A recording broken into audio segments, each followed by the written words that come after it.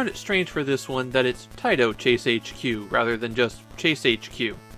A few other ports released right around the same time also used the Taito Chase H.Q. title, though later ones didn't, so I'm not sure what was happening there. Chase H.Q. was the big arcade hit from Taito in 1988, and it showed how they were trying to take on Sega and their superscalar technology on their own turf.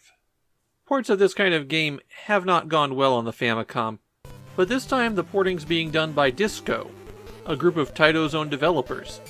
So maybe they got it right? Well, no. Taito Chase H.Q. isn't a complete train wreck, but it's still pretty rough on the Famicom. The concept of Chase H.Q. is that you're a pair of cops in either the Lethal Weapon or Miami Vice mode, depending on whose promotional photos they're copying at the time. On every stage you receive a call about a criminal that's escaping in a sports car, and so you have to drive, first to locate the criminal, and then ram them until they stop. You start out with 60 seconds on the clock, and you have that much time to locate the criminal. Once they're in view, the clock resets, and you have that much time to ram them off the road. For both of these portions, you have a meter in the lower right to indicate how you're doing. You're decreasing the distance until you find the car, and then you're increasing the damage. Between every stage, you have the opportunity to reconfigure your vehicle.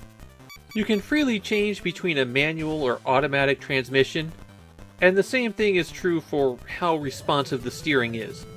Quick steering makes you turn harder, but it's more difficult to do precise movements.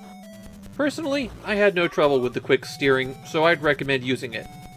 The blue options all have to be purchased with points.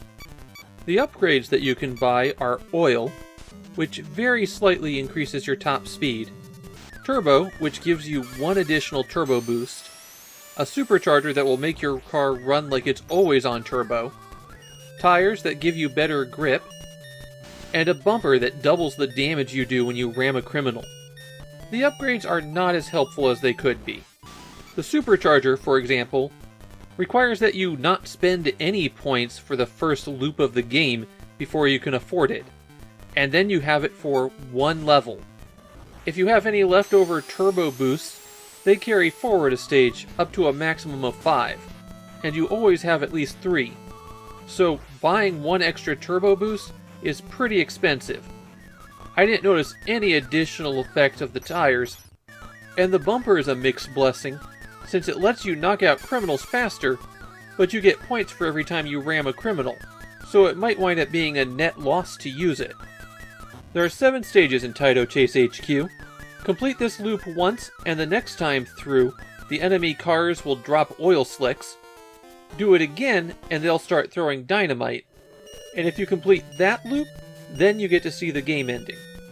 Technically, you only have one life in Taito Chase H.Q., but continues are weird. On every loop, you gain one continue that you can use during the stage when time runs out.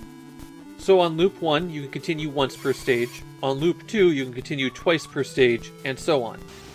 If you run out of those in-stage continues, then you get a proper game over. And for those, you have 4 continues that you can use across your entire gameplay. That division that occurs between continues that are used while on the road and the continues that you use once you've gotten a game over is pretty confusing. The control scheme is a bit of a challenge here. A accelerates and B brakes. You have to hit select to activate the turbo boost, and up and down switch gears. Low gear seems to cap out at around 130 kilometers per hour. Now, you could play Taito Chase H.Q. with the regular controller, or, if you want to be extra fancy, you can break out the Arkanoid controller and have an analog control. The Arkanoid controller came with Taito's blockbusting games, and after that description of the control schemes, you might notice a small problem with it. The one and only button on the Arkanoid controller is the accelerator. For anything else, you have to take your hands off the Arkanoid controller and press the button on the gamepad. The steering works pretty well here, but nothing else does. If you want to try playing with the Arkanoid controller, I'd recommend playing with an automatic transmission as well. One of the features of the road in Taito Chase H.Q. is that sometimes it forks. On the early stages, there's only one valid road, and so you'll get an arrow pointed in the direction of the criminal. On later stages, both paths will eventually join back up, and it's up to you to take the shorter path. How do you know which path is the shorter path? Well, you could check out the map of the stage. That only appears after you get a game over. Something you should know about the scoring system in this game is that you build up points with every car that you pass. Every consecutive car is worth even more points, until you eventually ram one and it resets. If you want to be able to afford anything, you have to dodge cars. I'm sure you've noticed it by this point, but this is a really unpleasant game to look at. The cars are often a flickery mess, and there aren't enough sprites drawn at different sizes to give it a real sense of motion. And the way that the road is drawn makes it really difficult to not go off when there's a sudden curve, or rear-end people when there's a rise in the road. The most notable feature here is one that doesn't really have an effect on the game. There's an absolutely huge speech sample when you start each level.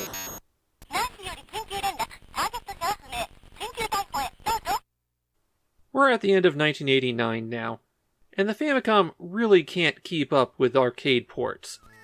Chase H.Q was just way beyond its abilities. This is a tough game to play, not because it's difficult, but because it's actually hard to look at.